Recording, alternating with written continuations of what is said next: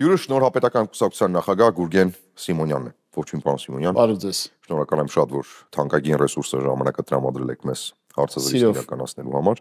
Նախ սկսենք նրանից, որ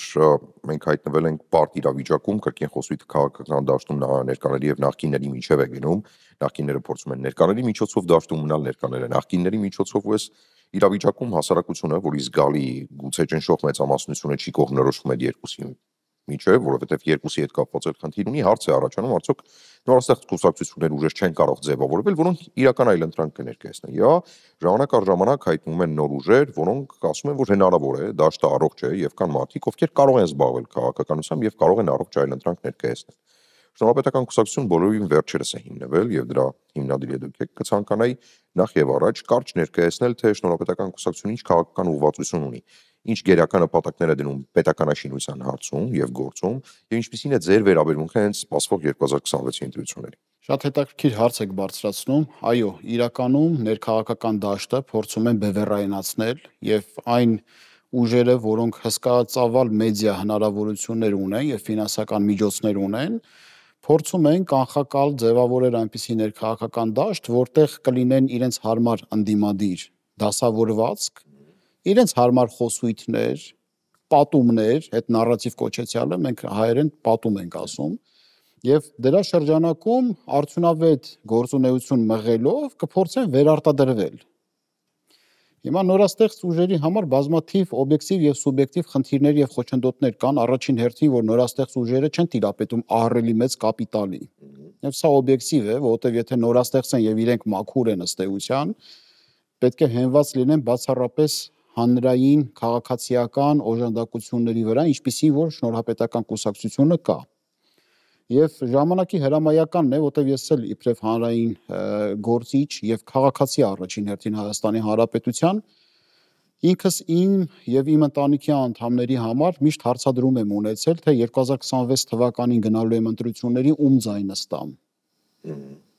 Եվ որպես այդպիսին 2023 թվականի դեկտեմբերին ես լիարժեք հասկացա, որ ներկայիս իշխանությունները հասել են անջրպետի, որից այն կողմ այլևս նրանց հնարավորություն պետք չի տալ, եւ դա արդեն ապացուցվեց վերջերս նրանց 7-րդ համագումարին իրենց այդ հռչակագրով, մարդիկ անգամ չեն հասկանում, թե ինչ խոսույթ են ներկայացում, ինչպիսի փաստաթղթով։ Երբևիցե չի կարելի կոնցեպտը, հիպոթեզը, թեզիսը, որը գիտական ենթատեքստ ունի, հռչակագրային ֆորմատով ներկայացնել։ Գնա գիտական հոդված գրի, գիտական հոդվածներում այդ հիպոթեզը առաջ քաշի։ Հռչակագիրը իրողությունների մասին է եւ հստակ կետերի մասին է։ Եթե դու հռչակագրով բերում ես 4-րդ հանրապետություն կոնցեպտ, ցանկացած քաղաքացի այդ թվում ես կարող ենք կասկած ունենալ, որ դու գնում ես ներկայիս գործող Հայաստանի Հանրապետության լուծարման ճանապարհով։ Փաստաթղթերը պետք չի իրար խառնել։ Եվ այդ փաստը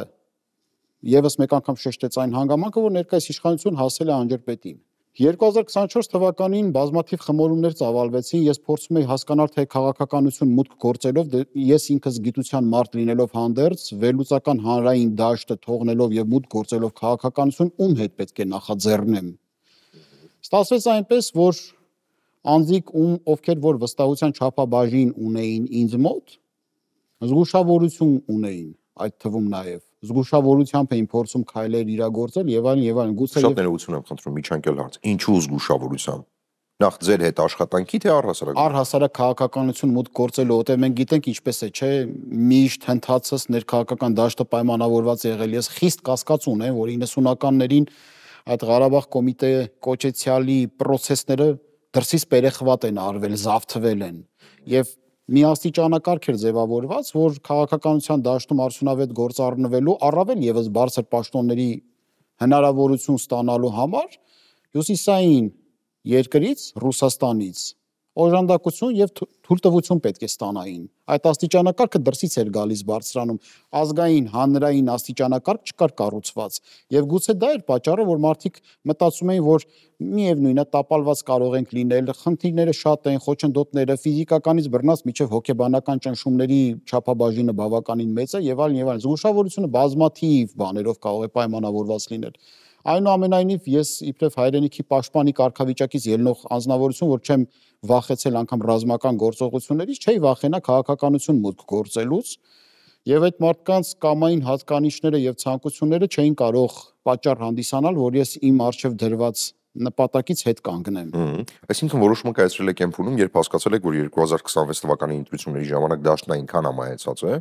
որ դուք պարզապես որևէ մեկին քվե չեք տա, եթե 2026-ի ընտրությունները։ Այստեղ մի ուրիշ հանգամանք էլ կա, հանուն անկեղծության համար նշենք, որ գուցե եւ դաշտում կան մաքուր եւ պարկեշտ անձիկ եւ ուժեր, բայց նրանք այնքան չերևացող են։ Իսկ պատճառը։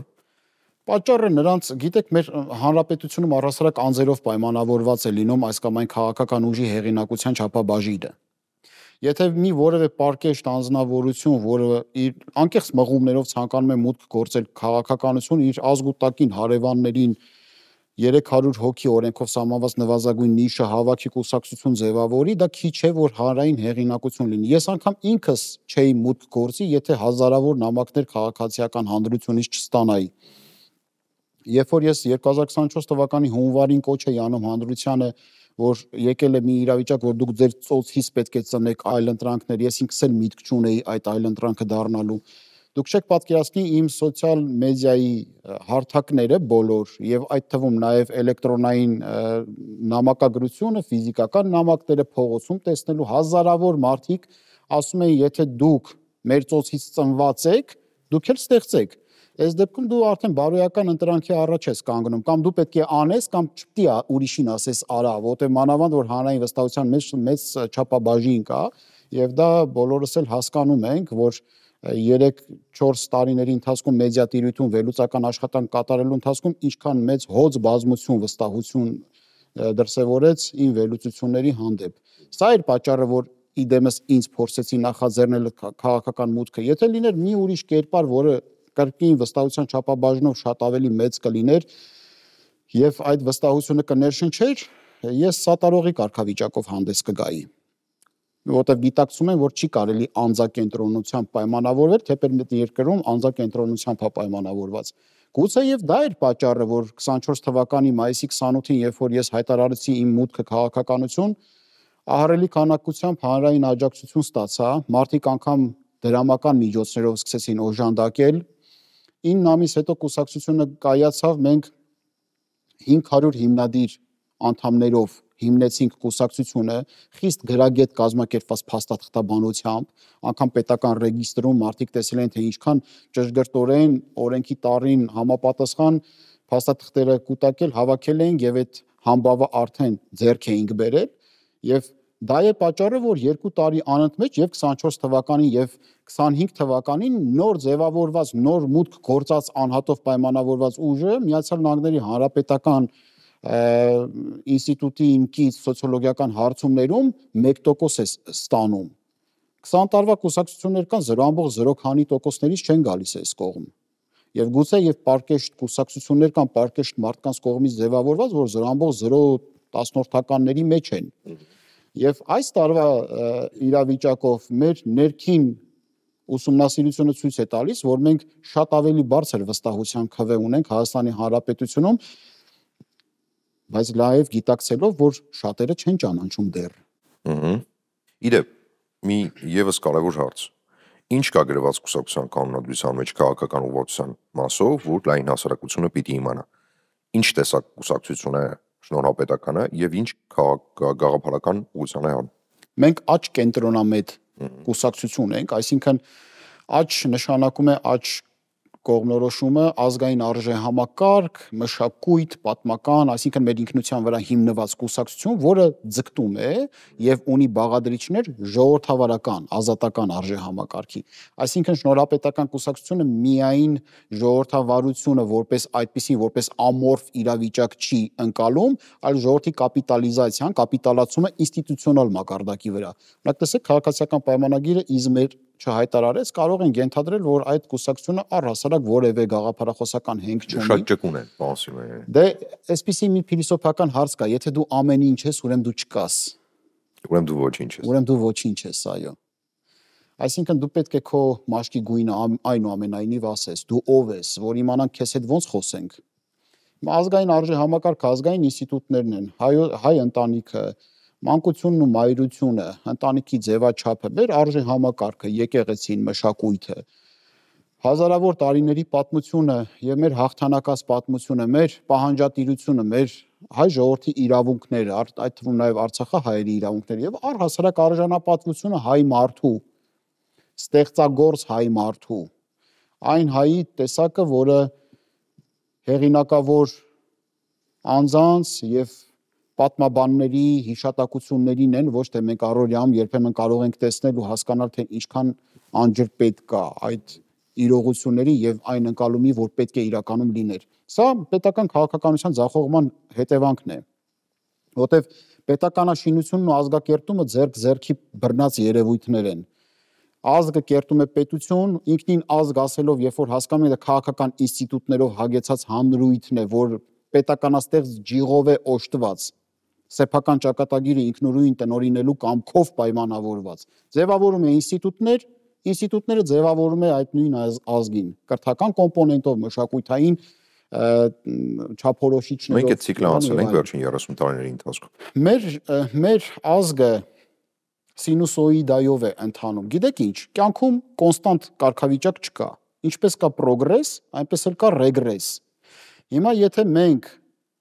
պետականազուրկ ժամանակահատված ենք ունեցել,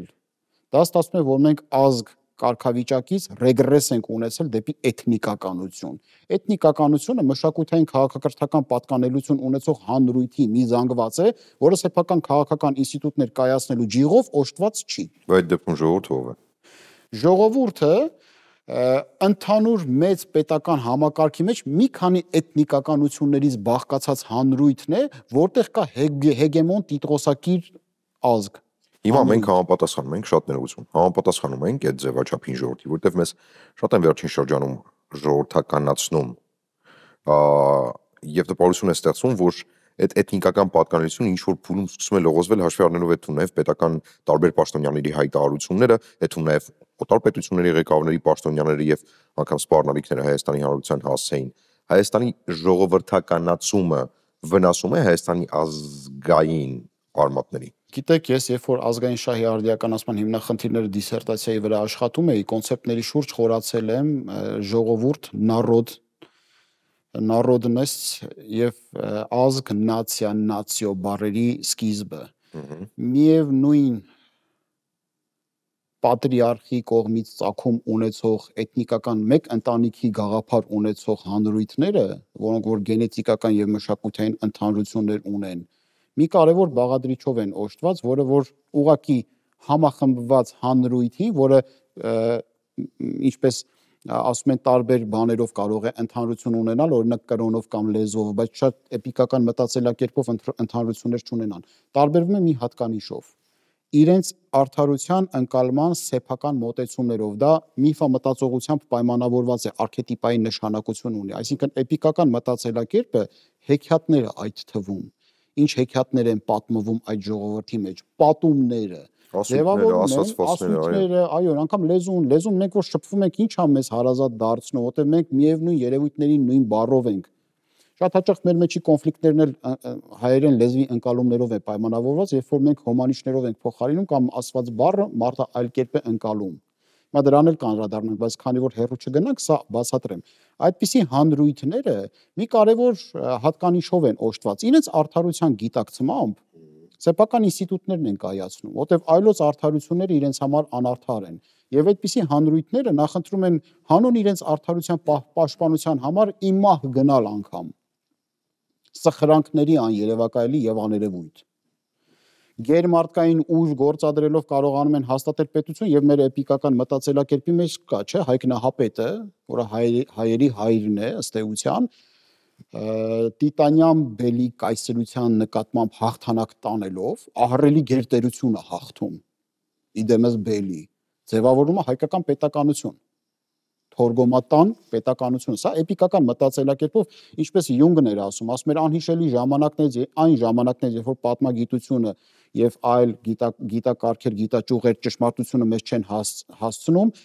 էպոսներն են մեզ դա պատմում։ Իդեպ շատ կարևոր է, շատ կարևոր տեղ գնացիք, վստահ եմ, որ ընթերցել եք Քեմբլի Հազարը դեմ հերոսը, որտեղ ինքը արքետիպային եւ միֆական կերպարներին առանձնահատուկ նշանակություն է տալիս ու խոշոր հաշվով այդ թումներ ժամանակակից պոպուլիստական քաղաքականության ուղղություններն է վերցնում, երբ կա մի հերոս, որ անդադար պիտի հաղթահարի բոլոր պատնեշները, բոլոր տեսակ վիշապներին հաղթի, որ հասնի նոր կյանքին եւ նորովի ինքն իրեն ներկայանա, եւ սա շատ նման է ժամանակակից քաղաքականության այդ թվում նաեւ Հայաստանում։ Պարզապես ոչ թե իրական հրեշների են ժամանակակից քաղաքական որոշ հերոսներ ոչնչացնում բարելավելու իրենց, այլ մտածածին, որովհետեւ եթե չկա այդ վիշապը, որին պետք է հաղթել, դու նշանակություն չես ստանում լայն հասարակության շրջանում։ Հիմա այս արքետիպերին վերադառնալով, ինչպիսի արքետիպերով է առաջնորդվում ըստ հայկական քաղաքական դաշտը եւ քաղաքական հանրույթը։ Ես այս վերջերս մի արքետիպ էի շրջանառության մեջ դրել, գուցե եւ այդ արքետիպը ոմանց վիրավորել է, բայց դա վիրավորելու նկատառումներով չէր, այլ երևույթը բացատրելու նկատառումով էր, որտեղ ես սովորաբար ձեռնպահ եմ մնում մարդկանց անձնավորված վիրավորանքներ հասցնելու, որտեղ իր մարդաբանական տեսակը ընդհանուր առմամբ ինձ որպես քաղաքագործչի այդքան չի հուզում, իր կատարած աշխատանքների վտանգավորության եւ օգտակարության հարացույցն է ինձ հուզում, հետեւաբար ես այս վերջերս մի ալեգորիա շրջանառեցի, ասացի, որ ներկայիս այն քաղաքական դաշտը, որ շնորհապետական կուսակցությունը հայտարարել է պատմությունը եւ ժողովրդի կարիքները գիծ են քաշել եւ թողել են լուսանցքում, ֆանտոմի կարգավիճակով 4 գլխանի վիշապ է։ Գլուխների քանակությունը ես 3 նախագահների եւ ներկայիս վարչապետի կարգավիճակով էի ֆիքսել, ոչ թե որ նրանց ասում են վիշապ, որ վիրավոր եմ, միաբջիջ մակարդակով, որ մեկին ուզում ես վիրավորես, այդպես բան, ոչ, ալեգորիկ նկարագրում եմ այն սիստեմը, ցույց տալով ժողովրդին էպիկական մտածելակերպով, որ այն ինչ որ մենք տեսնում ենք, այդ համակարգի ախտեղություններն ենք մենք տեսնում, այն համակարգի, որ գուցե եւ այդ գլուխներից մեկը չի ցանկացել, որ այդպես լինի, բայց ինքը զոհա գնացել այդ վիշապի համակարգին։ Հիմա եթե մենք մեդիա դաշտով հանրային հեղինակություններով, նոր քաղաքական գործիչներով ժողովրդին չկարողացանք բացատրել, որ եթե նոր քաղաքական դաշտը չձևավորվի նոր առանձին վերծրած մաքուր ուժերով, ապա այդ վիշապի ֆանտոմը սուբլիմացնելու է անցյալի աղետները ներկայում։ Այսինքն իրանք գալու են իրենց ընդդիմությունով, իրենց պատումներով։ Իրենց ընդդիմությունը ով է? Նիկոլ Փաշինյանի համար ընդդիմությունը Ռոբերտ Քոչարյանն է։ Ռոբերտ, թեկուզ եւ կարող է միջանձնային ատելություն էլ կա իրանց մեջ, ով գիտի։ Կարող է իրար տաննել չեն կարող։ Բայց քաղաքական կիրք կա կարծես։ Սիմբիոզ կեցվածք։ Նրանց հարմար է Նիկոլ Փաշինյանի նման իշխանությունը, Նիկոլ Փաշինյանին հարմար է նրանց նման ընդդիմությունը։ Սիմբիոզ կեցություն են ապահովել։ Հենց այդ վիշապը մարմնավորում են այդ եղանակով։ Առանց մի գլխի երկրորդ վիշապը կամ մնացած 3 վիշապները չեն կարող ապահովել։ Այո, հիմա եթե մենք ժողովրդին ասում ենք հարգելիներս, եթե դուք ընդունում եք, որ քաղաքական օրակարգը ձևավորելու է Նիկոլ Փաշինյանը եկեղեցական հարձակումներով, իսկ դա կեղծ օրակարգ է։ Այո, եկեղեցին խնդիրներ ունի, որևէ մեկը չի։ Բայց եթե դու երկրի քաղաքական իշխանության թիվ 1 ֆիգուրն ես, որ ունես քո ի պաշտոնե գոյութենական հիմնախնդիրներ, առաջիններից մեկը երկրի անվտանգությունն է։ Ալիևի խոսույթը տեսնում եք կոգնիտիվ պատերազմների համատեքստում։ Երկրի անվտանգությունը թողած եղբայր, խանութներում գները թողած, արտաքին քաղաքական շրջադարձերը, ռազմաքաղաքական դաշնակիցների որոնման հարցը, բանակի զինված ուժերի կառուցվածքի համակարգը, սոցիալական ապահովությունը, դեմոգրաֆիական հիմնախնդիրները թողել ես, ընկել ես եկեղեցու հարցերով ես զբաղվում։ Ինչու էստեղ հարցը առաջանում է, պատասխանը կարծում եմ պարոն Սիմոնյան, ավելի բանիմաց մարդկանց կողմից պիտի հնչի։ Ինչու? Որովհետև հավանաբար ավելի մեղսավոր մեկը պիտի գտնվի, որպեսզի սեփական մեղքեր ավելի տեսանելի չլինեն։ Շատ ապրեք, հենց այդ նշանակում է, որ ներկայիս իշխանությունը նոր քաղաքական իրողություններում ուզում է գալ իր հռչակած ընդդիմությունով եւ իրենց պատումներով։ Հիմա անդրադառնանք պատումներին, նարատիվներին։ Ինչ նարատիվ են գցել շրջանառության մեջ։ Նրանք ամեն կերպ մաս մեդիան օգտագործելով, հանրային հեռուստաընկերություն օգտագործելով փորձում են համոզել բոլորիս, որ 2026 թվականի ընտրանքը տեղի է ունենալու խաղաղության ուզողների եւ պատերազմ ուզողների միջև։ Այլ ընտրանքի բացակայություն իրականում է։ Հա, այսինքն եթե դուք մեզ չեք ուզում, դուք պատերազմ եք ուզում ցանկացած պարագայում։ Աբսուրդ։ Հիմա եթե մենք իբրև Հայաստանի Հանրապետության քաղաքացիներ, ընդ որում մեր սերունդը, եթե մենք չգիտակցեցինք, որ հիմա մանավանդ մեդիա տիրույթում հեղինակություն վայելող անձիկ իր մասշտաբով աննախադեպ պատասխանատվություն է ընկել ձեր ուսերին, որ երբևիցե հայոց պատմության ընթացքում չի եղել, որովհետև դուք ուղիղ ճանապարհ ունեք մարդկանց գիտակցությունների մեջ։ Եթե մենք մեր ժողովրդը բնական իմաստություն ունի, ցավոք սրտի այդ բնական իմաստությունը չի կերպափոխվել գիտակցական իմաստության, որովհետև մենք ունեցել ենք կրթական դեգրադացիա, մենք ունեցել ենք ինֆորմացիոն դեգրադացիա, այդ մաս մեդիայով ինչպիսի հաղորդաշարեր եւ ֆիլմեր են ցույց տվել մարդկանց լյումպենացրել, որովհետև ես որ դու ցածրացնում ես հանրույթին, ստորացնում ես, ստորը հայրենիք չունի եւ չի կարող ստորը պաշտպանել իր հայրենիքը։ Մենք ստոր չենք, որովհետև հայ ժողովուրդը բնական իմաստնություն ունի։ Բնական իմաստնությանը կանչ տալով մաս մեդիան կարող է բանալիներ կիրառելով բացատրել հանրույթին, ասելու որ սիրելիներ, մենք ունենք կարճատև միջանցք, որ եթե այդ միջանցքի ընթացքում չձևավորենք իրոք ազգային ուժեր, որոնք որ որոշումների կայացման աստիճանակարգում տեղավորված կլինեն մերիտոկրատիայի համատեքստում, մերիտոկրատիան հենց այնպես բառ չի, որ մենք կուսակցության արժե համակարգենք, ընդ որում մերիտոկրատիան շնորհապետություն կոչվածը, դա ազգային արժեք է, բայց այնքան լռեցված, որ մենք ստիպված դա կուսակցության անվանում սարքեցինք, որ անընդհատ հնչի, ու մենք մի կարևոր արժե համակարգել ենք մեզ համար որդեգրել, անգամ եթե 26 թվականին Աստծու կամոք եւ ժողովրդի ցանկությամբ շնորհապետական կուսակցությունը մեծամասնություն կազմի խորհրդարանում, շնորհապետական կուսակցությունը իրավունք չունի բարոյական, միայն կուսակցական մարդկային ներուժի միջոցով լրացնել բոլոր կարևոր երկրի պաշտոնները, որտեղ այդ պարագայում դու շնորհապետական չես լինի, մերիտոկրատիա չես հաստատի, կան տասնյակ այլ քաղաքացիներ, որ ենթադրենք չեն եկել կուսակցություն ներգրավել, կամ գուցե առաջին էտապում հավատի դեֆիցիտ կա, հետո հավատը առաջանա, բայց այդ մարդը ոլորտի մասնագետն է։ Լավ, բայց այդ արժանավորները կան։ Ես կասկած չունեմ, այո, ես տաղանդավոր մարդկանց եմ հանդիպում շատ։ Բավարարել են պետական ամբողջ համակարգը ծածկելու։ Չեմ կարող ասել, մեր պետական կառավարման համակարգը նախ ուռճեցված է եւ դիսբալանսի մեջ, մեր գերատեսչությունների միջ գերատեսչական հորիզոնական եւ ուղղահայաց կապերը չկան։ Մենք ունենք սուպեր նախարարություններ, ընդ որում մենք նախաձեռնելու ենք նաեւ պետական կառավարման համակարգի բարեփոխումների լայնածավալ ծրագիր։ Գիտեք ինչ, ժամանակակից աշխարհում եթե պետական կառավարման համակարգը արտապատվիրակման մեխանիզմներ չի կիրառում եւ միջգերատեսչական փոխլրացման հնարավորություններ, ապա պատասխանատուին իդենտիֆիկացնել հնարավոր չի լինում։ Իսկ ցանկացած խնդրեմ ունի անուն ազգանուն։ Եթե պատասխանատուն իդենտիֆիկացված չի, խրախուսանքի եւ պատժի մեթոդները չես կարող կիրառել։ Նշանակում է քո գործընթացները պետական կառավարման ամբողջ ներուժը Կռիլովի առակի նման է լինելու, ամեն նախարարություն իր ուղղությամբ է փորձելու բանանել ու դու մեկ նպատակի հասնելու չես կարող հասնել։ Ընդ որում լատինական ասացված կա, չէ, ասում է, եթե դու նավահանգիստը չես որոշել, ոչ մի քամի քեզ համընթաց չի։ Երբ ես որոշում նավահանգիստը, երբ որ դու մեծ ռազմավարություն ունես։ Եկեք մի հատ դաշտում գործող նախկին դերակատարներից որևէ մեկին ասենք 20 տարի հետո, 30 տարի հետո ինչպիսի Հայաստան եք պատկերացնում տարածաշրջանում։ Դե պատասխանը շատ հստակ է,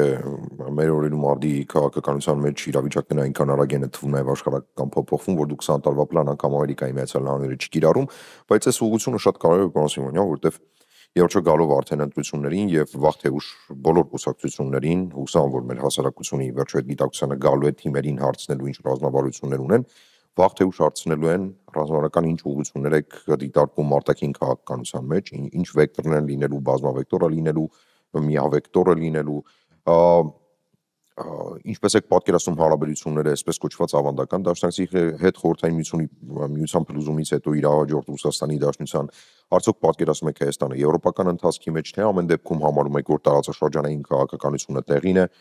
որովհետև մեզ կրկին ու կրկին երկու ծայրահեղությունների մեջ են դիտարկում եւ սա եւս այլընտրանքի բացակայություն է իրականում ինչպես միշտ է քեզ երկու ընտրություն են առաջարկում բայց իրականում քեզ այլընտրանք չեն էլ թողնում։ Հիմա ընտրության բացակայությունը ընտրության բացակայության կամ կառավարելի ընտրության իրավիճակում ինչ է առաջարկում ձեր ուժը։ Երկրի հայեցակարգային փաստաթղթերը ունեն հստակ առանձնացված աստիճանակարգ։ Առաջինը դա մեծ ռազմավարությունն է, այսպես կոչված grand strategy։ Grand strategy-ն քիչ առաջ իմ հնչեցրած 20-30 տարի հետո ինչպիսի Հայաստան ես դու պատկերացնում, դա 3 տեսակետի ընկալում է։ Ինչպիսի Հայաստան հայ ժողովրդի համար, ինչպիսի Հայաստան տարածաշրջանի համար եւ ինչպիսի Հայաստան աշխարհի համար, քո ֆունկցիան որն է։ Եվ այդ 20 տարվա հայեցակարգը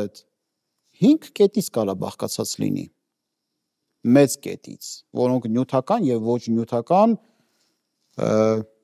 նպատակներ են, որոնց դու պետք է հասնես։ Մեծ ռազմավարությունից ածանցվում է ազգային անվտանգության ռազմավարությունը, որը, ինչպես արդարացիորեն նշեցիք, ժամանակակից աշխարհը այնքան հարափոփոխ է եւ այնքան արագ է փոփոխվում, որ եթե նախկինում 10-ից 20 տարվա համար էին ազգային անվտանգության ռազմավարությունները գրվում, նախորդ դարի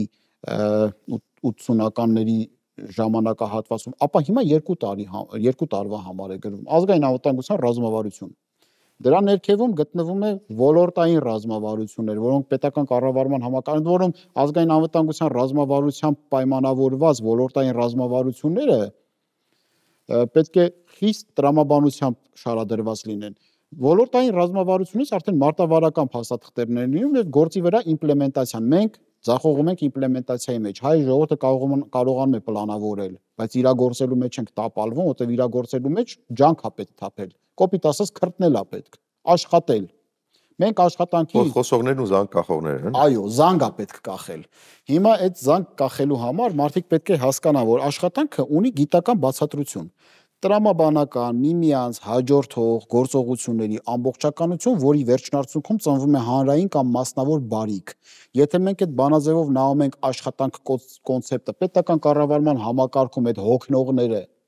քանի տոկոսն են աշխատանք կատարում, որ երեկոյան 6-ին չի կատարվել։ Հիմա Հայաստանի Շնորհապետական կուսակցությունը ասում է հետևյալը, որ Հայաստանի Հանրապետության արտաքին քաղաքականությունը պետք է բխի բացառապես Հայաստանի Հանրապետության ազգային շահերից։ Իսկ ո՞նց ես իդենտիֆիկացրել ազգային շահդ որն է, եթե դու չունես մեծ ռազմավարություն եւ ազգային անվտանգության ռազմավարություն։ Դու չգիտես դու ով ես, ուր ես գնում։ Հետևաբար չես կարող ասես քեզ ինչն է շահեկան։ Հիմա նախ եւ առաջ Շնորհապետական կուսակցությունը իդենտիֆիկացնելու է խնդիրը։ Այո, աստիճանակարգով մեծ ռազմավարությունից մինչև մարտավարական օղակի։ Տեսլականը հետևյալն է, որ մենք պետք է գիտակցենք, որ քաղաքակրթական արժեհամակարգը եւ էթնոքաղաքականությունը իմպերատիվ են։ Դուք չեք կարող լուսանցքում թողնել քաղաքակրթական առանձնահատկությունները։ Հայ ժողովուրդը եվրոպական եւ արևմտյան արժեհամակարգի օրորոցն է։ Մեզ համար իրենք ընկալելի են։ Մենք իրենց համար ընկալվում ենք որպես միևնույն ընտանիքի մաս։ Բացի դա, այստեղ բացի հուզական, պաթետիկ եւ էթնոքաղաքակրթական եւ որը որ կարելի է գիտական դեբատների մեջ դնել, կա նաեւ ռացիոնալ տրամաբանական հետաքրքրություն։ Նրանց շուկան առաջադեմ է, նրանց տեխնոլոգիաները աշխարհի ամենազարգացածն են։ Նրանց հնարավորությունները աշխարհում ամենահզորն են։ Արևմտյան աշխարհը աշխարհի պաշտպանունակության առաջնային դիրքավորումն ունեցող հանրույթն է, որը որ հասկանալի է մեզ համար։ Եվ մենք ռացիոնալ, պրագմատիկ քաղաքականությամբ պայմանավորված պետք է հասկանանք, որ արտաքին դիվանագիտական հարաբերություններն ու կապերը ցածկով հնարավոր չի կերպափոխել։ Իրենք հարացույցով զարգանում են, որտեղ զրո նիշից ներքև դեպի բացասական սանդղակ թշնամական հարաբերություններ ունեցող պետություններն են, վերանանք այն մտքից, թե այդ թշնամական հարաբերությունները ինչի հետևանքն են, պատմական հետևանքներ ունեն, քաղաքակրթական հետևանքներ ունեն, թե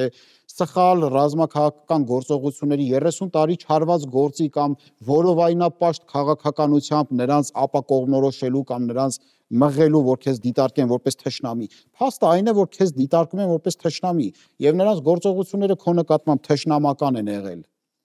Որպեսզի դու կարողանաս բարելավել, իսկ տրամաբանականը որն է, որ քո պետությունը ոչ մեկի հետ խնդիր չունենա։ Դու պետք է առաջին հերթին չեզոքացնես նրանց բոլոր լծակները, որոնք որ քո վրա ազդեցության գոտի ունեն։ Բերես զերո նիշի։ Երբ է զերո նիշ լինում, երբ որ ինքը ամեն ինչ փորձում է, չի կարողանում, այս թելը քաշում է, քո թևը չի քաշվում, այս թելը քաշում է, քո ոտքը չի քաշվում։ Կոպիտ ասած այն լարա խաղացի լարերը կտրել ես, ու դու կամայական քո կամքով պայմանավորված շարժումներ ես անում, ինքը ազդեցություն չունի։ Սկզբում ֆանտոմային ցավեր են սկսվելու այդ կենտրոնների մոտ, այսինքն ինքը դիտարկում էր քեզ իբրև իր տրամաբանական շարունակությունը, մեկ էլ հոп չի ենթարկվում։ Հիմա այդպես է։ Իհարկե, հիմա ասկի չես է կտրել կապերը։ Վստահաբար, եթե կապերը կտրված լիներ Վաշինգտոնից գնում են Մոսկվա, գնում են Բրյուսել, գալիս են Երևան, գնում են Մոսկվա։ Տիգնան Մոսկվա։ Գնում ես Մոսկվա միանգամից այդ նշանակումը գնում ես զեկուցում ես, չէ՞, եւ իբրև Հայաստանի Հանրապետության Պետնիհաջողությամբ կարելի ասել, եթե Մոսկվայից գնում ես Վաշինգտոն, գնում զեկուցում։ Կարող ես ասել։ Դրա համար արտաքին քաղաքականությունը շատ նուրբ արվեստ է։ Սա արվեստ է։ Ընդ որում այն պետությունները, որոնք անընդմեջ պետականություն են ունեցել, տարբեր ժողովուրդների հետ հաղորդակցվելու նրբություններին տեղյակ են եղել։ Տեղյակ։ Դեռ անտիկ աշխարհից Միրդատ Եվպատորը 12 աշտարակ էր կառուցել Պոնտոսում, ամեն դեսպանին ամեն աշտարակում ընդունում էր իր լեզվով էր հետը խոսում էր։ Որտեվ դա արվեստ է։ Եթե դու անընդհատ տպավորություն ես թողում, որ դու գնում զեկուցում ես, նշանակում է մի բան այն չես անում, չէ՞, որտեվ իմ կարծիքով հիմար մարդիկ չեն մտածում, որ դու կարող ես գնում զեկուցում ես։ Առիթը պետք է չտաս։ Այստեղ առանցքային հարց կա, որ անդադար քննարկում է եւ հանրային, եւ տնտեսական, եւ քաղաքական, եւ վերլուծական էքսպերտային հանրության շրջանում, աներկբա է, որ մենք արևմտյան քաղաքակրթություն գրող ազգ ենք, բայց իրողություններն են այդպեսին հողի վրա, այդպես է դասավորվել վերջին 100-ամյակների պատմությունից, որ մենք այդ արևմուտքին ուղղակիորեն, մենք այդ արևմուտքի ծայրամասում ենք գտնվում ցավալիորեն, մենք առաջամարտիկներն ենք արևմտյան քաղաքակրթության, հա, առաջին գծում ենք գտնվում, բայց անգամ մեր թիկունքում շրջանցած ջոկատներ կան ավելի խոշոր կամ գումարտակներ կամ եթե կցանկանաք գնդեր Թուրքիայի եւ այլ պետությունների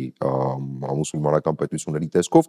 որոնք արգելափակում են ինքնին անգամ տակտիկական հետնահանջը Հայաստանի Հանրապետության այս դեպքում մոտենալու արևմուտքին։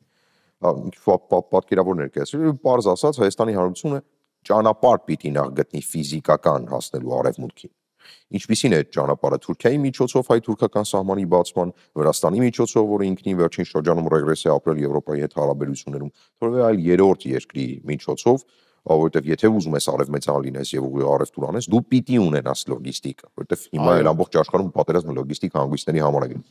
Ինչ են կանել այդ դեպքում։ Ճանապարհները կան, ընդ որում Թուրքիան ինչքան էլ որ քաղաքակրթական արևմուտքի մասը չի, բայց քաղաքական առումով արևմուտքի մասն է, ՆԱՏՕ-ի անդամ է եւ Եվրամիության հետ ազատ ելումուտը կա եւ այլն, ընդ որում այդ քաղաքականությունը կարող ենք մենք մշակել։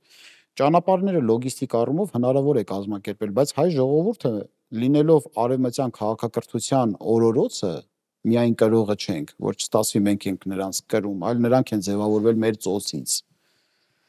Հաղորդակցվելու հմտություններ ունի նաև արևելքի հետ։ Հետևաբար ստեղից մի օրինաչափ մեծ ռազմավարություն, ինչպիսին կարող է լինել Հայաստանը 20 տարի հետո, կամուրջ, հյուսիսը հարավին կապող, արևելքը արևմուտքին կապող։ Մենք կարող ենք հասկանալ եւ իրանցիներին, մենք կարող ենք հասկանալ հնդիկներին, մենք հասկանում ենք չինացիներին, հասկանում ենք ճապոնացիներին, կարող ենք խոսել թուրքերի հետ, մենք հասկանում ենք արաբներին, ընդ որում արաբները Կիլիկյան թագավորության արքաների հետ շփվելու համար հատուկ արաբերեն լեզվի մեջ ներմուծել էին թաքֆուր բառը, թագավոր, որ թագավորներին հարգանքից ելնելով մեր լեզվով դիմեն։ Չինացիները Հայաստանն ասում են Յամենիա, արևելքի հիասքանչ թագուհի։ Միակ երկիրն է Հայաստանը եւ Միացյալ Նահանգները, որ մարդու կերպարանքով են իրենց լեզվամտածողության մեջ ասում։ Իրենցից բացի գեր կենտրոն իրենց լեզվում չկա, բանից պարզվում է երկու պետություն էլ կա, Հայաստանը եւ Ամերիկան, չինացիների ընկալմամբ։ Եթե մենք կարողանում ենք խոսել, կոմունիկացիան ապահովել, արդարության միջինացված եւ հավասարակշռված մոդել առաջարկել բոլոր ներգրաված կողմերին, ապա Հայաստանը կամուրջ է։ Ի վերջո եկեք վերադառնանք էլի մեր էպիկական մտածելակերպին։ Հայկ Նահապետը, երբ որ Բաբելոնից դուրս եկավ, Բելը ինչ էր ուզում վերադարձնել հայկին։ Որտեղ լեզուները խառնվել էին, հայկը կապող օղակներ այնտեղ։ Լեզուները խառնվեցին, չէ՞ որ աշտարակը կիսատ մնաց։ Այսինքն հայկը այնտեղ բոլորին հասկանալի էր դարձնում ընդհանուր պլանը։ Հիմա այդ ընդհանուր պլանը հասկանալի չի անգամ երկրի ներսում, արտաքին քաղաքականության տեսանկյունից հասկանալի է, որ բազմավեկտոր քաղաքականության ճանապարհով է գնալու,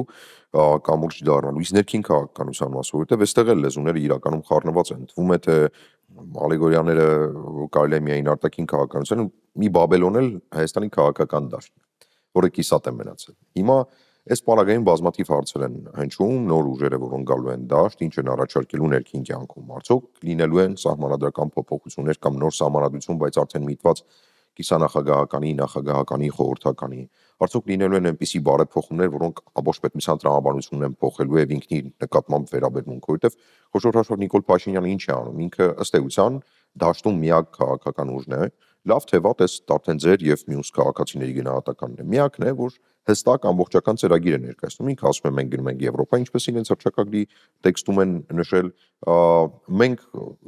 հռչակում ենք նոր իրական Հայաստան, որը պարփակված է 29743 քառակուսի կիլոմետրի մեջ, մենք հռչակում ենք, որ այլևս թշնամի իրենց չունենք, ունենք հարևաններ, մենք գնում ենք բարի դերակցության Թուրքիայի եւ Ադրբեջանի հետ, դադարեցնում ենք պատերազմը, Երրորդ հանրապետության հիմնադիր փաստաթղթում արկա մեր բոլոր իղձերը չեղարկում ենք, որովհետև դրանք ըստ էության չեն աշխատել եւ եթե չեն աշխատել, պիտի նորերը գրվեն, ինչ կա, որ դուք կփոփոխեք այս արդեն արկա դաշտում դեռևս միակ խոշոր հաշվով։ Ես չեմ համարում, որ նրանք միակն են, մենք էլ կանք եւ էլի կանք, գուցե եւ մենք ամենահանրահռչակը չենք, որովհետեւ մեզ շատ հաճախ նաեւ լուսանցքում են թողնում մեդիա ինֆորմացիոն տեղեկատվական դաշտի միջոցով։ Արտաքին քաղաքականության մասով ասեմ, մենք պրագմատիկ ռազմավարական ազգային շահերի վրա հիմնված արտաքին քաղաքականության վարում պետք է իրականացնենք, բայց աներկբայորեն Հայաստանի Հանրապետությունը պետք է ԵԱՏՄ-ից եւ ՀԱՊԿ-ից դուրս գա եւ ԱՊՀ-ից դուրս գա եւ կարող եմ հիմնավորել ինչի, որտեղ եթե դու ԱՊՀ-ի մեջ ես, դու ԽՍՀՄ 2.0-ի ֆորմատի մեջ ես, եթե դու ԵԱՏՄ-ի մեջ ես, դու արտաքին աշխարհի եւ շատ ավելի զարգացած շուկաների հետ չես կարող առերեսվել եւ համագործակցել։ Եթե դու ՀԱՊԿ-ի մեջ ես, դու չես կարող դիվերսիֆիկացնել քո կոնստրուկտը անվտանգային ճարտարապետությունը անվտանգության։ Երկրներ կան, որ սահմանափակումներ կան, զենք չես կարող բերել եւ այլն եւ այլն։ Հիմա Նիկոլ Փաշինյանը մի բան է, որ հայտարարում է, մի բան է, որ անում է։ Նրանք հայտարարում են եվրոպական ուղղություն, բայց ԵԱՏՄ-ի մեջ են։ Մաքիավելի միշտ խոստումները պիտի խախտես կամ ունես հնարավորություն խախտելու։ Ախր Մաքիավելիին շատ հաճախ ճիշտ չեն ընկալում, առավել եւս որ Գագիկ Բաղդասարյանի թարգմանության մեջ տիրակալը գրքում նպատակն արդարացնում է միջոցները հիմնավորում է։ Չէ, բարեբախտաբար հայկական թարգմանությունը չեմ կարդացել, բայց Մաքիավելին շատ հստակ է ասում, եթե քաղաքական նպատակահարմարություն կա, բոլոր խոստումները կարող են հեշտությամբ խախտվել։ Եթե դա կապված է իշխանության, ոչ, կարդացել եմ այլ լեզվով, ոչ իտալերենով, ցավոք սրտի իտալերենին չեմ տիրապետում, բայց այստեղ ինքը ոչ երկիմաստ է ասում, թեպետ ժամանակի եւ այն մարդու համարում ինքը գրել է այդ Մեդիչիների ընտանիքի համար, այնտեղ ուղղվածությունը շատ հստակ է, ինքը Մեդիչիներին է ասում, եթե կարիքը լինի, մենք ես տիրակալ, խնդրում եմ խախտիր, որպեսզի Իտալիան միավորվի։ Տիրակալը դա նամակ է, ես բոլորին խորհուրդ եմ տալիս կարդան Մաքիավելու մեկ այլ աշխատություն, որը ֆունդամենտալ աշխատանք է, դա Տիտուս Լիվիուսի կառավարման առաջին տասնամյակի մասին մտորումներն են, այնտեղ ֆունդամենտալ աշխատանք կա, Մաքիավելին մեծություն է 16-րդ դարի ֆլորենցիացին մտքի հսկա է, ինքը ոչ թե քարոզում է այլասեռություն, այլ բացահայտում է հանուն իշխանության բերված մարդկային նենգ մտադրությունների եւ մտայնությունների ամբողջ պալիտրան եւ ռեալ պոլիտիկն է էլի 16-րդ դարում եւ 21-րդ դարում դա է իհարկե որտեվ շատ իրապես ֆունդամենտալ այո հիմա մարդիկ ԵԱՏՄ-ում են ասում են գնում են Եվրամիություն ոնց հա տենց լինում չի կարա այդպես լինի ոնց որ ասենք դու մեղադրես ձկանը ասես ծառ չի բարձրանում Ալբերտ Էյնշտեյնի համեմատականը չէ ձուկը կարա լավ լողա Հիմա կամ դու ձուկ ես, կամ դու պետք է կապիկ լինես, որ ծառը բարձրանաս։ Հիմա դու ԵԱՏՄ-ի մեջ ես, ուրիշ տնտեսական ֆորմատի մեջ, ուրիշ իրավիճակների մեջ, իրավաքաղաքական ամբողջ կոմպոնենտներ, որտեղ դրանք բոլորը ինտեգրացիոն կառույցներ են, ճոպաններ են, որով քեզ պետքա բերեին այդ խեղտամահ անող գրկախառնությանը։ Հիմա դու դա չես հատել, հայտարարել ես գնում ես Եվրամիություն։ Ուցե կտրուկ քայլեր չի ցանկանում ավելի։ Չգիտեմ, մտորում եմ։ Կտրուկ քայլերն արդեն եղել են։ Այն հարվածը, որ դուք պետքա ստանայիք տեղից դուրս գալու համար, միջև տեղից դուրս գալը արդեն դուք ստացել եք այդ հարվածը։ Վախենում էին, որ այդ հարվածը կստանան ընդեղից դուրս գալու համար, ընդեղից դուրս չեկած արդեն ստացել ես։ Այն ինչ կտրուկ քայլ։ Քեզ խփել են։ Զինվորիդ ու հայ ժողովրդի տոկունությամբ դու ոտքի վրա կանգնած ես մնացել եւ աշխարհաքաղաքական իրավիճակներն էլ են քեզ հնարավորություն տվել, որ դու կանգնած մնաս։ Շնորհապետական կուսակցությունը ասում է, որ շնորհապետական կուսակցության գլխավոր ծրագրերից մեկն է Եվրամիություն դեպի գնալը, որտեղ դա զարգացած շուկա է, աշխարհի ամենահարուստ շուկան է։ Հին աշխարհն է ի վերջ։ Այո։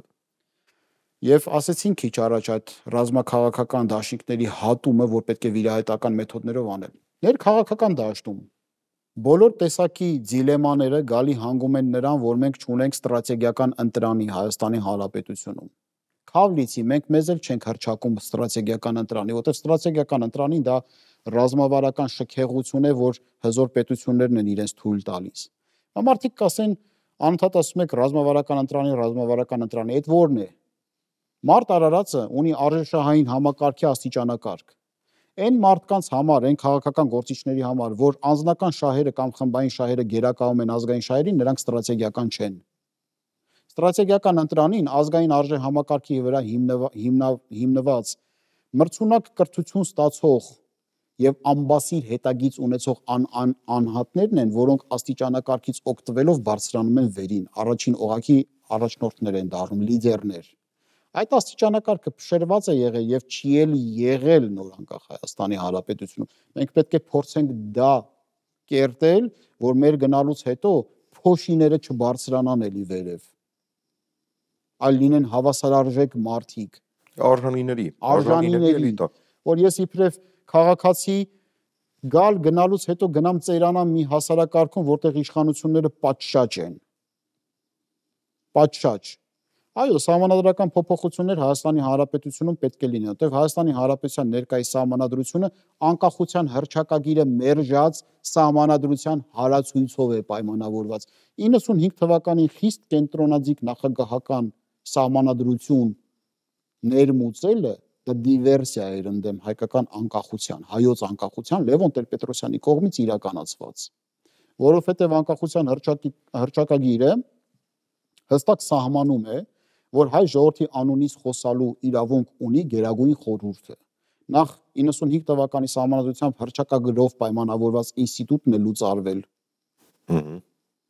Երկրորդը խորհրդարանական հաստատված կարգերը դարձվեցին նախագահական։ Ես իբրև քաղաքացի եւ գիտության առաջին հերթին մարդ կարող եմ հիպոթեզ առաջ քաշել, որ դա դրսից էր պարտադրվել, որ մի հոգու կանչեն ընդ ականջները ձգեն, նալատկե քանեն, վերադառնա ու բավարար լինի, ոչ թե 100 հոգու։ Դա հայտնի ճշմարտություն է, չէ՞, որ Արևելքում ու Ռուսաստանում տարբեր կերպ են մոտենում պետությունների հետ աշխատանքին։ Ռուսաստանի Դաշնությանը պետք է մեկ ուժեղ միապետ, որը կլինի միակ խողովակը այդ պետության հետ, իսկ Արևմուտքը ներքևից վերև է ճնշում գործադրում ժողովրդավարական արժեքները եւ իհարկե ինչ որ ճնշման ենթարկվում։ Հիմա 95 թվականի այդ սահմանադրական բարեփոխումները Ռոբերտ Քոչարյանը 2005 թվականի Սարգիս կիսանախագահական նույն պարադիգմայի մեջ 2015 թվականի սահմանադրությունը առհասարակ 95 թվականի սահմանադրությունը հեղաշրջած սահմանադրություն էր, որովհետև գերկարծր նորմատիվ իրավական ակտ, որը որ 114-րդն էր, ներկայիս սահմանադրության մեջ չկա։ 114-րդը ինչ էր սահմանում, որ սահմանադրության առաջին, երկրորդ, երրորդ եւ 114-րդ հոդվածները փոփոխման ենթակա չեն։ Դա նշանակում է, որ խմբագրման, տեղափոխման, ձևափոխման չեն, եղբայր, ինչ ես տանում ընդ, ինչ ես մատով, ինչ իրավունք ունես մատով կպնես։ Ըստ նպատակահարմարության։ Դա գերկարծր իրավական նորմա, դա դեպի տիեզերք բաց թողնված իրավական նորմա։ Ո՞նց ես դու այդ քայլին գնում։ Սերժ Սարգսյանը սահմանադրական հեղաշրջում է գործել 15 թվականին։ Այդ սահմանադրությունով։ Հիմա մենք տեսնում ենք, այս սահմանադրությունը կտրված է անկախության հռչակագրից։ Հայաստանի շնորհապետական կուսակցության համար սահմանադրաստեղծ հիմնարար փաստաթուղթը 1990 թվականի անկախության հռչակագիրն է։ Այդ հռչակագրի վրա հիմնված սահմանադրություն մենք պետք է տանք ժողովրդին խորհրդարանականության հիման վրա։ Շատ լավ։ Արդյոք դա նշանակում է, որ 98 թվականին ընդունված անկախության հռչակագրում արկա դրույթները ինքնին դառնալու են շնորհապետական կուսակցության քաղաքական ռազմավարությունների մաս։ Մենք ուզենք թե չուզենք դա պետք է պաշտպանենք այդ հռչակագիրը, որովհետև դա հայ ժողովրդի կարևորագույն իղձերը ամփոփած եւ արդարությունը, քաղաքակրթական արդարությունը ամփոփած հռչակագիր է։ Այո, շնորհապետական կուսակցությունը նաեւ այդ հռչակագրով պայմանավորված հանձնառու է Արցախի մեր հայրենակիցների իրավունքների առաջ տանելու հարցում,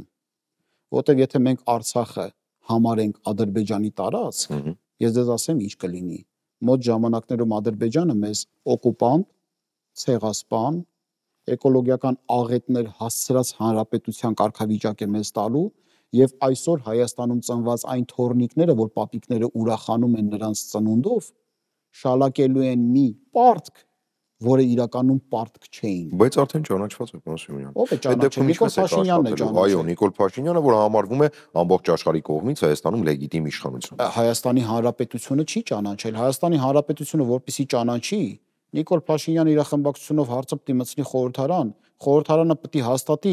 այդ խորհրդարանի հաստատածը նախագահը պետքա ստորագրի, նախագահի ստորագրածն է սահմանադրական դատարանը ճանաչի, որ դա լինի։ Որ Հայաստանը ճանաչում է Ադրբեջանի տարածքային ամբողջականությունը ներառյալ Նիկոլ Փաշինյանը կարող է ճանաչի հայ ժողովրդին Մարսից եկած այլ մոլորակայիններ, դա իր խնդիրն է։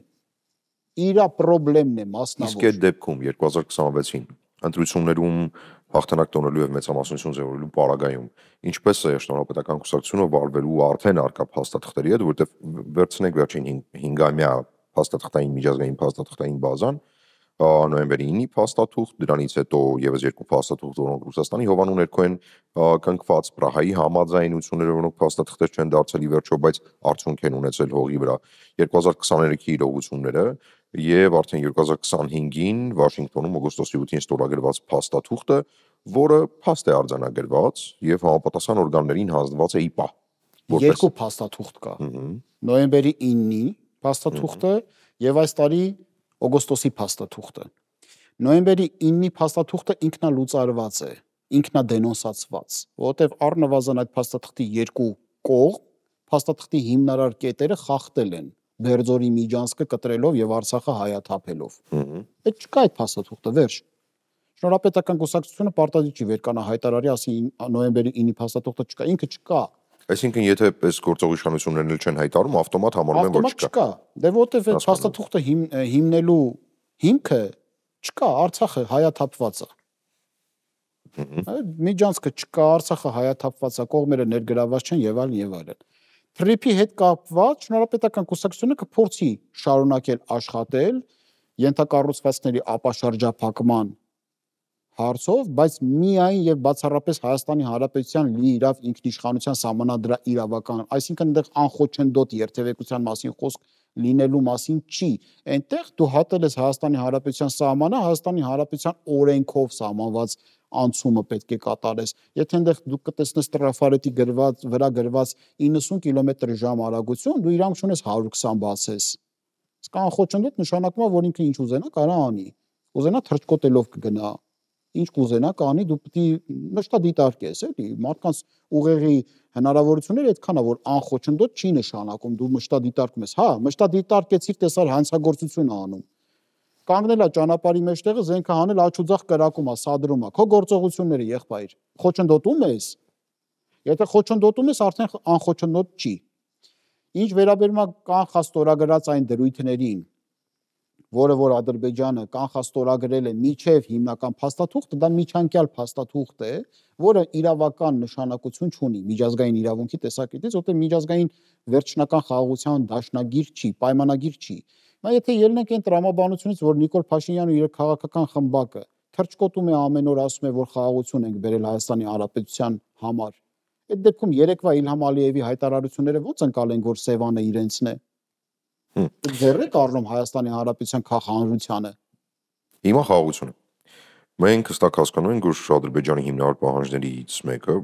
հիմնարարագույնը այն է, որ Հայաստանի Հանրապետությունը ի վերջո ճանաչի Ադրբեջանի տարածքային ամբողջականությունը, եւ այդ դեպքում հնարավոր կլինի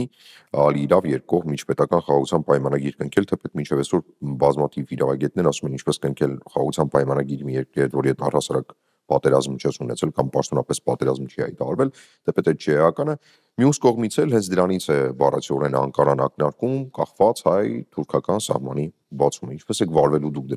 դուք այս գործընթացի հետ, որտեղ ամեն դեպքում այն արդեն սկսված է, բանակցությունները ընթանում են, նախաստորագրված փաստաթուղթը, որը վերջնական խաղաղության ուժ իհարկե չունի, ամեն դեպքում ստորագրված է հեգեմոն երկրի մայրաքաղաքում եւ գալիս են 2026 թվականը։ Շնորհապետական կուսակցությունը վերցրել է մեծամասնություն, ընտրում է իր վարչապետին եւ վարչապետը հաջորդ իսկ պահին սկսում է զբաղվել քաղաքականությամբ,